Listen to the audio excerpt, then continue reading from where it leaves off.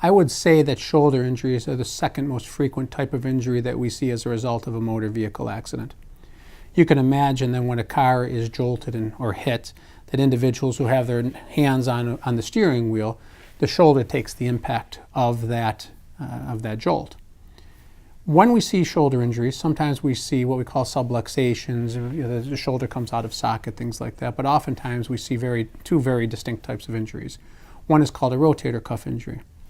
And many people have heard the term rotator cuff.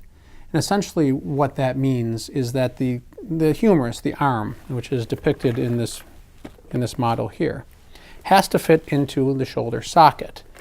And because it has to fit in that shoulder socket and have a significant amount of movement, it becomes generally unstable.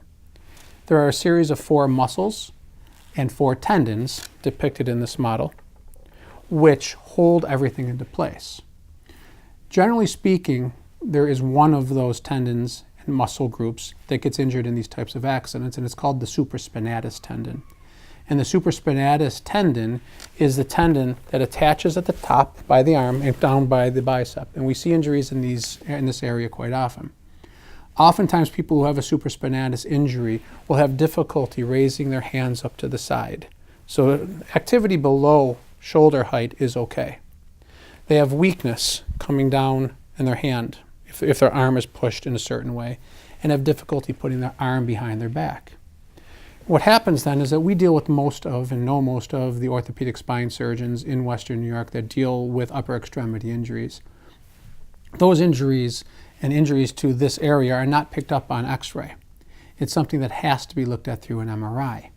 So if a medical doctor thinks it's appropriate and the person has symptoms, orthopedic symptoms consistent with a rotator cuff tear, they will take an MRI and be able to determine whether there's an injury there.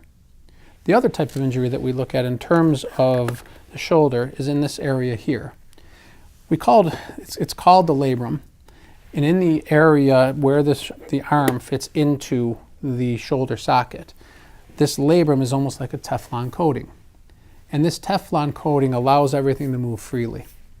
Oftentimes what we will see in these types of injuries is damage to that Teflon coating. And because the Teflon coating is damaged, as the arm moves, it creates problems, again, consistent with weakness or motion loss and things like that.